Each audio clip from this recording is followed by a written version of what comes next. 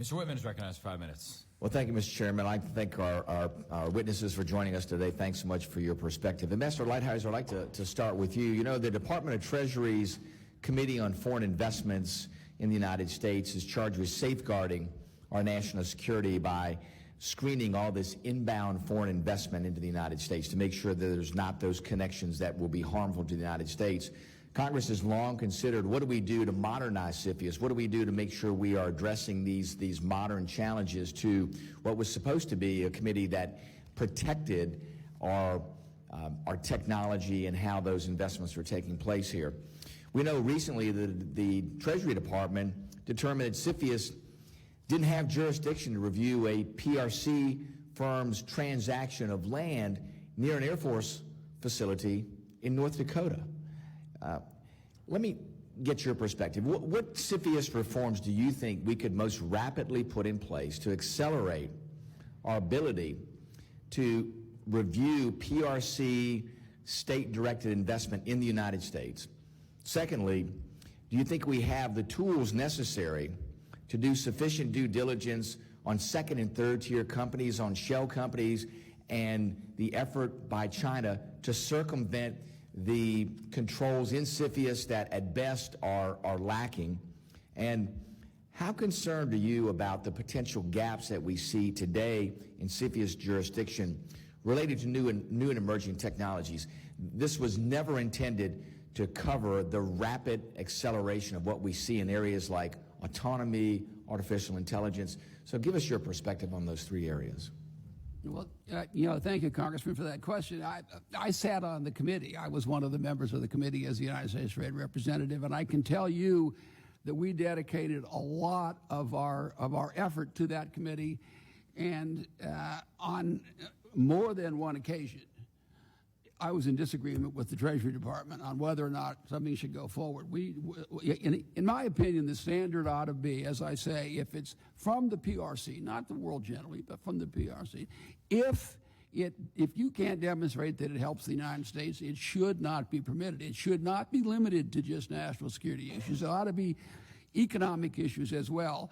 And the notion, even with the current standard, the notion that you can't stop buying farmland near an Air Force base or near the place where we develop our drones, which are so important to all you hard power people know far more about it than I do, is to me crazy. That is a national security issue. So I think every dime's worth of Chinese investment should be notified, and it should only be permitted if you can demonstrate that it's in the interest of the United States. Your point about shell corporations and all is a very good one. It's always going to be a problem. We're going to have to be vigilant, and we have to be able to unravel any deal that we later find out has any kind of a connection to the People's Republic of China. This strikes me really as the most obvious thing in the world. I can't imagine it being put before a vote of this House right now and have it not pass overwhelmingly with Democrats and Republicans. It's just not imaginable to me. And I just say one other thing. This notion of mitigation agreements is another huge mistake. So the notion is, we sit here, we don't think you should go forward with it, but we'll create a mitigation situation. And then we'll put some former colonel in an accounting firm, and they'll make sure that the data doesn't go to China. I just don't believe it works. I think it's a mistake. Thank you, Mr. Ambassador. Mr. Robinson, I appreciate your perspective on things. You came and spoke actually to a small group of us from the Armed Services Committee and from the Financial Services Committee about this exact subject, about U.S. investments going into these ETFs, these A-shares as you term them. And then you spoke, too, about investments in bonds that are essentially issued by the CCP. Can you give us a little broader perspective on that? Because we see a lot of funds today that have exceptional returns that are Asian bond market funds, but it seems like much of those bonds are actually issued by the CCP. Give us your perspective in that area of where investment from the United States is going to feed, as you say, the wolf that will eat us. First, I liked your CFIUS question very much. And think about a financial CFIUS, would you? Because there's never been any screening whatsoever as to the identities and activities of those Chinese companies coming to our capital markets. But getting on to your question, Chinese sovereign bonds. Well, as we know, bonds are discretionary cash. You know, you give somebody a maturity date and an interest rate, and they give you billions of dollars in return. These are issued directly by the Chinese Communist Party. They come to our market about 2 or 3 times a year. They go oftentimes for seeking $2 billion, but then they have the glamour of it being oversubscribed, as they say on Wall Street, by about 11 times. So they walk away with over $20 billion. You do this 3 times, you got $60 billion, and it's just to kind of keep the seat warm in the United States.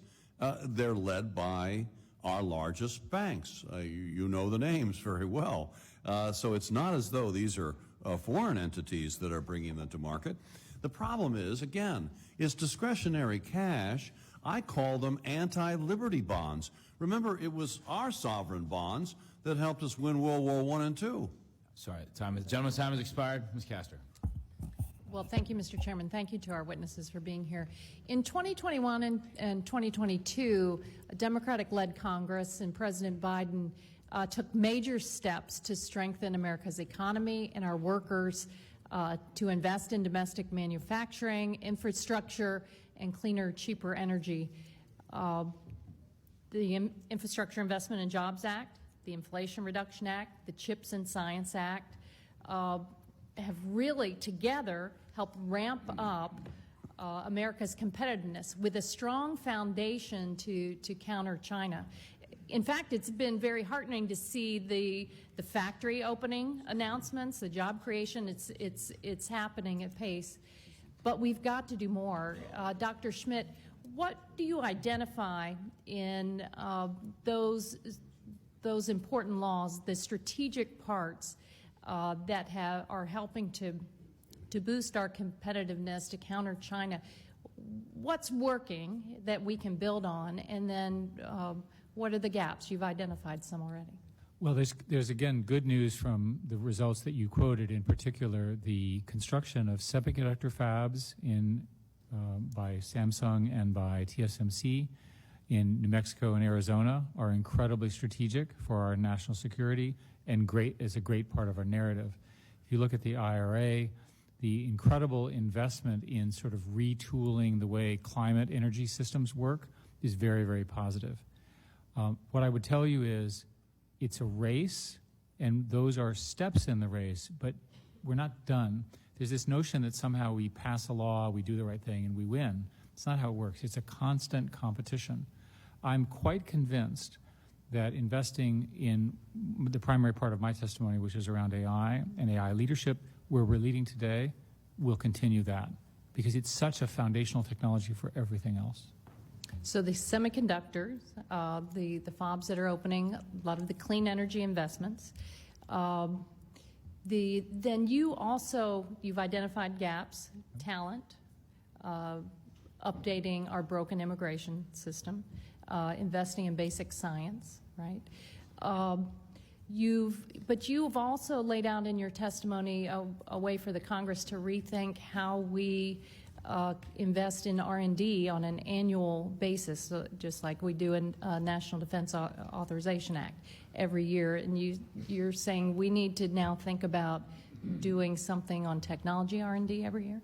Yes, and what I would suggest is the nation needs a list, like the CCP's list. So they published their list of what was important, and I quoted it: AI, biology, biotech, energy, and a few other systems. And by the way, it included surveillance, which we're not going to do. We need to have an up-to-date list. It needs to be right in front of you all when you make these important decisions, and you need to make sure that you're overweighting to these strategic areas. If I could give you a taxonomy, there's plenty of trade with China that is important to the people, but not strategic. It doesn't determine a huge outcome. Whereas control over, for example, a semiconductor plant, a computer, a network, the way people communicate, has huge strategic implications on our democracy. We need to have that list, and we need to make sure that we're doing it in our values. Ambassador, what do you see as the strengths, the strategic parts of the package of laws now that we've enacted that are helping to boost our competitiveness? Well, I mean, not that anybody cared, but I certainly supported the CHIPS Act. I should say that we should be really, really careful when we're subsidizing anything, right? I mean, that really requires the initial reaction should be this is a bad idea because it's so distortive of the market subsidies are. Having said that, in the kinds of areas that Dr. Schmidt is talking about, in my judgment, the Congress has to act, and we have to subsidize. And for sure, semiconductors is one. But if you want a pretty good idea of what the field is, go look at the Made in China 2025. Exactly. Go down those 10 things, and there isn't one of them that you wouldn't say. You're so right. I get that a lot, by the way. Sorry. I interrupted you. All right, thank you very much. I yield. Mr. Luke Meyer. Thank you, Mr. Chairman. Mr. Robinson, do you know the dollar amount roughly of American assets in China right now? In a word, no. But Roughly. when we talk about assets, we're talking about manufacturing assets Manufacturing as well. assets, inventory, you're looking at money that's sitting there being invested in these things. Haven't had the bandwidth because concentrating too much on the financial piece alone. Okay. What would happen to the assets? We've been talking endlessly about China invading Taiwan. Yeah. And if we sanction Taiwan or China, what's going to be the reaction of China, do you think? I think that the greater concern might be, of course, our reaction in the sense that if there's a shooting conflict in the Taiwan Strait, I think one of the first things that the Congress will do on a bipartisan basis is recognize that it's all over for Chinese enterprises in the U.S. capital markets. I mean, the advantages that they're attaining here in terms of not just hundreds of billions of dollars of funding, but the prestige of being in the world's deepest and most voluminous markets is a kind of good housekeeping seal of approval that they take around the world to leverage in other markets. In other words, it's just a fantastic, prestigious event for them. And we're going to want to deny that, the money as well as the prestige. So the question then comes as to what kind of losses are the American investors going to take? As I mentioned, we're in the 100 million to 150 million Americans here who have this unwitting financial risk exposure to those thousands of Chinese companies. No one, to my knowledge, has any handle at Treasury or elsewhere as to what is the total amount of financial risk exposure of the American people to those Chinese corporate enterprises in our capital markets, not to mention the sovereign bonds that we just talked about. So it's a big number. It's over $1 trillion. It could be 2 or 3. No one really knows for sure, but that is my greatest concern, that if we don't act to at least excise, sanction bad actors, for goodness sake, we're going to have a horrific financial crisis, and folks are going to be coming to you asking for grace periods and even bailouts of the American people because the hit that the American people are taking is so draconian. Wait a minute. We have a chance right now to do something about this. Why is it that we always have to wait until we're electrocuted before we get the picture? So that would be my strong feeling. So what you're saying is that you believe that should those actions take place, the reaction is going to be a closing down of the markets, a loss by the American people of all their investments in China, and therefore their savings, their retirements, whatever is there is going to be gone. Is that what you're saying? That's my concern, yes. Yes. One of the things today in Bloomberg, there was an article, it's Wall Street's biggest banks face a harsh reality check in China. They're continuing to look at and starting to think about their investment there, their position there, which is interesting. And I think we need to keep the pressure on everybody. I think this committee is making a difference, and these folks are starting to think twice about their investments there. And so, Mr. Robinson, how do we prepare the American people for this? Do we start by saying, These asset managers and investors have a fiduciary responsibility that they need to disclose to the people who are investing in China. Or should we just let them go ahead? Should we list China as a terrorist organization, as an enemy of the state, to prohibit the investment there? How do we control the ability to invest there and cut off the money that keeps flowing into this country that underpins all of the activities of the Chinese Communist Party, including detaining their people, oppressing their people, building up their military, et cetera? We have to enforce the rules. After all, these are fiduciaries. They're supposed to be seeing companies that are compliant with U.S. federal securities laws. None of the Chinese are. You have to have corporate governance. There's no such thing, or rule of law, or any kind of proper risk management. You've got one abuse after the other in the area of investor protection. I mean, this is very unusual. China has gotten a free ride across the board for way too long, and the Public Company Accounting Oversight Board waiver of May 2013 is merely one example. We don't have time to get into that right now, but these are among the things that we can do to help protect the American people from that day and get that risk exposure way down. Trust me, none of this can stand the light of day when you see it the way I have. Thank you. Gentleman's I time yield has back. expired. Mr. Carson. Thank you, Chairman, Ranking Member. Dr. Smith, in your written testimony, you advocate for adjustments to our immigration policies to ensure the U.S. is the top destination for foreign scientists, technicians, and innovators. In addition to your suggestions on reforming H-1B visas and creating the new innovators visa, do you see any issues on the horizon, be it economic, be it cultural, or even social, that would make it harder for us to recruit and retain top talent? And if so, what should we be doing to get ahead of those trends? So I published an article yesterday on this in Foreign Affairs. If you look at the UK and Canada, not only do they have a high skills visa program, but they also make it relatively straightforward to get the equivalent of a green card. So here's an idea for you all to consider. For friendly nations, let's think of the Five Eyes to start with. Let's identify people and say, if you manage to get your degree, you have a quick path to a green card. At that point, there's no ambiguity that they're going to learn, live, found companies, and work on American soil for America and pay American taxes and all of that. So remember that the top people have choices. I want them to choose the U.S. There's evidence that they're choosing other countries because we still, because of this dysfunctional comment that Ms. Astor made, that the dysfunctional nature of the system gives them too many disincentives to stay. At least let's start with our best friends and invite them to the party and keep them at the party. And then if that works, let's expand to some other countries. Well, even on the domestic front, how do we incent students to pursue these very important careers? Well, the good news is that there's so much money being made in my field that the financial incentive is there.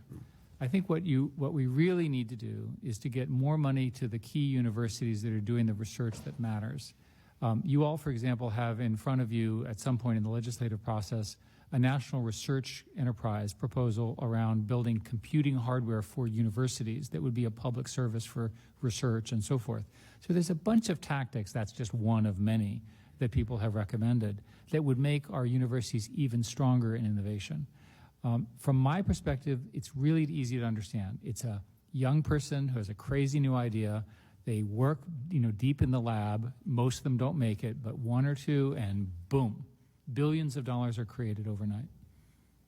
And lastly, Chairman, I represent a district with a very proud manufacturing tradition, and this is for everyone. The state of Indiana, we have more than 8,400 manufacturing companies with nearly 600,000 workers. How do we adapt this industry and these industries for the future, and what should we be focusing on specifically? Could I just add that the National Semiconductor Center is at Purdue. It's well worth visiting. We've got people in your state that can really transform the entire nation, and I'm sure for each of you I can identify such an effort in each of the states that you represent. You have the people. We just need the focus.